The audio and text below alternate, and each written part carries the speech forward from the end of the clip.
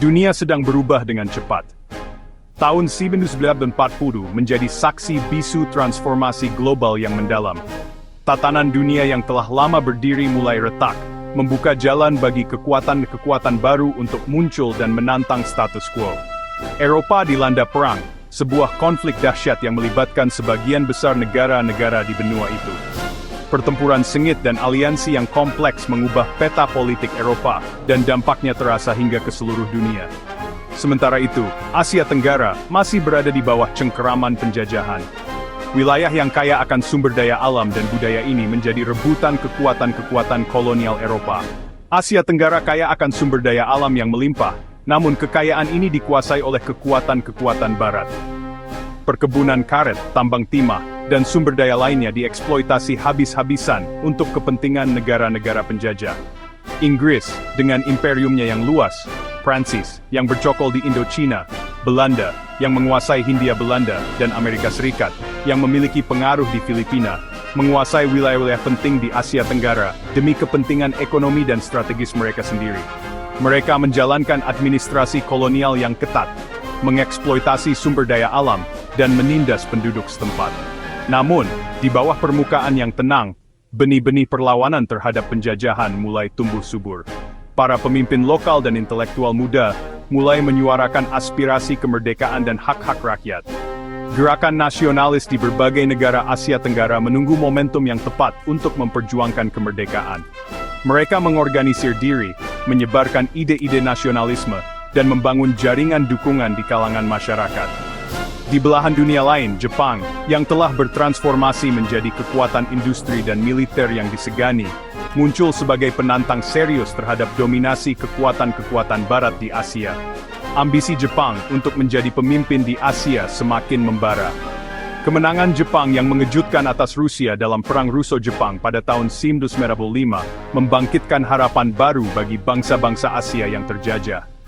Kemenangan ini menunjukkan bahwa bangsa Asia mampu mengalahkan kekuatan Barat. Namun, di balik citra sebagai pembebas Asia dari penjajahan Barat, Jepang juga membawa agenda imperialisme sendiri, dengan ambisi untuk membangun kekaisaran di Asia. Ketika perang yang berkecamuk di Eropa menyedot perhatian dan sumber daya kekuatan-kekuatan kolonial, Jepang melihat peluang emas untuk mewujudkan ambisinya di Asia Tenggara. Asia Tenggara, dengan kekayaan minyak dan karetnya yang sangat dibutuhkan untuk mesin perang modern, menjadi target berikutnya dalam rencana ekspansi Jepang. Kekosongan kekuasaan mulai terasa di wilayah-wilayah kolonial, seiring dengan melemahnya cengkeraman kekuatan-kekuatan Eropa. Jepang bersiap untuk mengambil peran utama dalam panggung sejarah di kawasan ini, dengan mengerahkan kekuatan militernya yang besar. Panggung telah siap untuk drama besar yang akan segera terjadi, dan aktor-aktor utama telah mengambil posisi masing-masing siap untuk memainkan peran mereka dalam peristiwa yang akan datang. Tirai perang di Pasifik akan segera terbuka, menandai dimulainya babak baru dalam sejarah dunia. Asia Tenggara akan menjadi pusat dari drama besar ini, sebuah wilayah strategis yang akan menjadi medan pertempuran antara kekuatan-kekuatan besar. Peristiwa ini akan mengubah nasib jutaan orang di Asia Tenggara, membawa perubahan besar dalam kehidupan mereka. Era kolonialisme Barat mulai goyah, menghadapi tantangan yang belum pernah terjadi sebelumnya. Jepang secara terbuka menantang tatanan dunia lama yang didominasi oleh kekuatan-kekuatan Barat. Perubahan besar tak terelakkan, dan Asia Tenggara akan mengalami transformasi yang mendalam. Asia Tenggara berada di persimpangan jalan sejarah, di ambang perubahan besar yang akan menentukan masa depannya. Segalanya akan berubah selamanya, dan Asia Tenggara tidak akan pernah sama lagi. Ambisi Jepang untuk mendominasi Asia Tenggara tidak muncul begitu saja. Ada serangkaian faktor kompleks yang mendorong mereka untuk melakukan ekspansi. Salah satu pendorong utamanya adalah kebutuhan mendesak akan sumber daya alam. Minyak adalah salah satu komoditas terpenting. Karet juga tak kalah penting, serta timah. Sumber daya ini vital untuk menopang roda industri Jepang yang terus berkembang pesat, terutama industri berat dan persenjataan.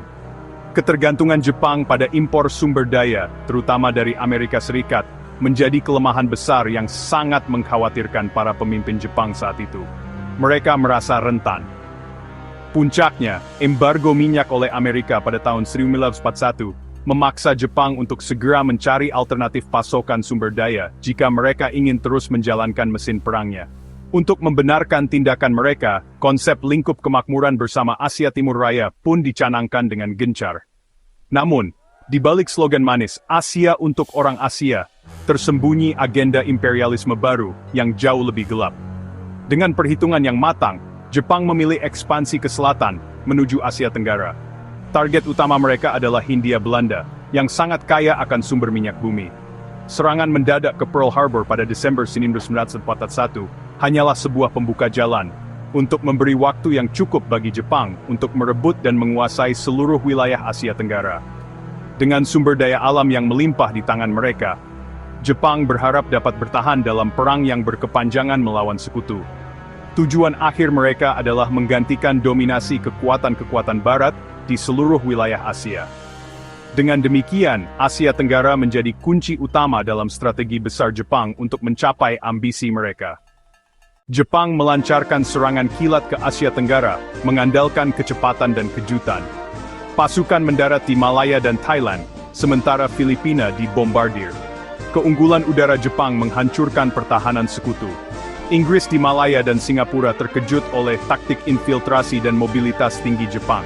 Kapal perang Inggris tenggelam, Singapura terbuka tanpa perlindungan. ABDACOM, Komando Gabungan Sekutu, gagal membendung laju Jepang. Dalam pembibilan, Arakokarne Singgara, mengusi ke Kritorvunial, dunia kefarter peninggal Tsukaninis. Singapura, yang dikenal sebagai benteng megah Inggris di Asia Tenggara, sebuah simbol kekuatan kolonial yang tampak tak tertandingi. Namun, benteng ini jatuh dalam waktu singkat akibat serangan tak terduga dari utara, sebuah manuver berani yang mengubah jalannya perang di wilayah tersebut. Serangan ini menunjukkan kerentanan yang tak terduga.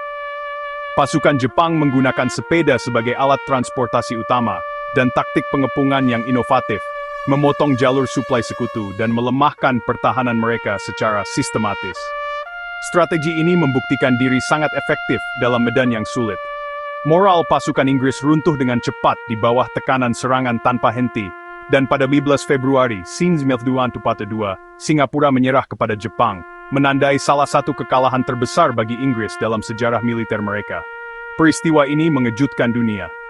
Kekalahan ini menghancurkan mitos superioritas Barat di Asia, membuka jalan bagi perubahan besar dalam tatanan politik dan sosial di seluruh wilayah. Di Filipina, pasukan Amerika dan Filipina, meskipun berjuang dengan gagah berani, terpaksa mundur ke Semenanjung Bataan, dengan harapan mendapatkan bantuan dan bala bantuan yang sangat dibutuhkan. Namun sayangnya, bantuan itu tak pernah datang. Mereka terisolasi dan terkepung.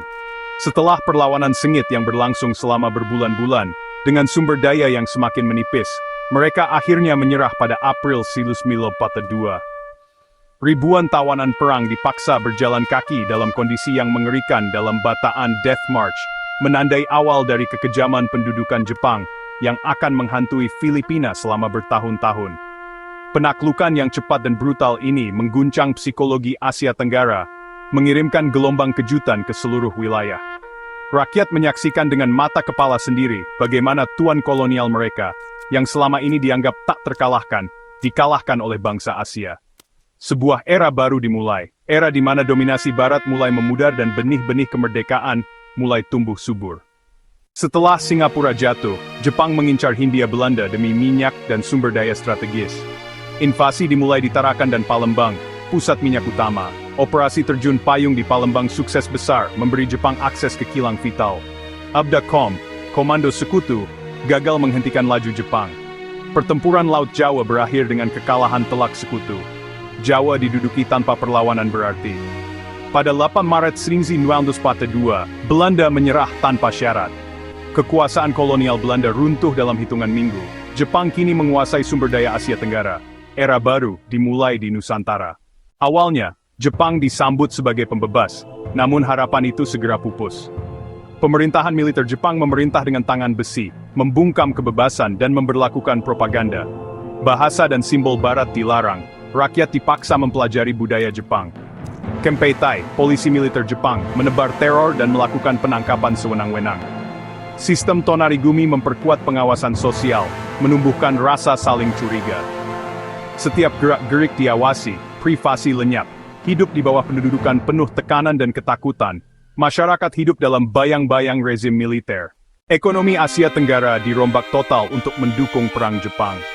Produksi pangan anjlok, kelaparan meluas, dan rakyat dipaksa menyerahkan hasil panen. Hiperinflasi melanda akibat pencetakan uang tanpa kendali. Sistem kerja paksa Romusha memaksa jutaan orang membangun infrastruktur militer dalam kondisi memprihatinkan. Puluhan ribu tewas akibat kelaparan, penyakit, dan kekerasan. Tragedi Jugun Ianfu menambah luka, ribuan perempuan dipaksa menjadi budak seks militer. Pendudukan Jepang membawa penderitaan ekonomi dan sosial luar biasa. Hidup menjadi perjuangan melawan kelaparan dan kekejaman. Ironisnya, pendudukan Jepang justru mempercepat kebangkitan nasionalisme. Jepang butuh dukungan lokal, sehingga memberi ruang bagi pemimpin nasionalis seperti Soekarno, Hatta dan Aung San. Organisasi massa dan milisi seperti PETA dibentuk, memberi pelatihan militer pada pemuda. Pengalaman ini menjadi modal penting bagi perjuangan kemerdekaan. Kekalahan Barat di tangan Jepang meruntuhkan mitos superioritas kolonial. Rakyat Asia Tenggara tak lagi ingin kembali dijajah. Kekosongan kekuasaan pasca Jepang dimanfaatkan untuk memproklamasikan kemerdekaan.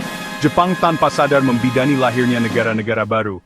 Nasionalisme tumbuh subur di bawah tekanan. Era kolonialisme Barat berakhir. Kekalahan Jepang pada 1945 menciptakan vakum kekuasaan di Asia Tenggara. Para pemimpin nasionalis bergerak cepat memproklamasikan kemerdekaan, seperti di Indonesia dan Vietnam. Pendudukan Jepang meninggalkan luka mendalam jutaan korban, trauma, dan kehancuran ekonomi. Namun, periode singkat ini juga menghancurkan tatanan kolonial lama. Pengalaman politik dan militer memperkuat generasi baru pemimpin. Ketika Barat mencoba kembali, mereka dihadang oleh republik-republik baru yang siap bertempur. Perang kemerdekaan pun tak terhindarkan. Pendudukan Jepang, meski penuh penderitaan, menjadi titik balik menuju era kemerdekaan Asia Tenggara.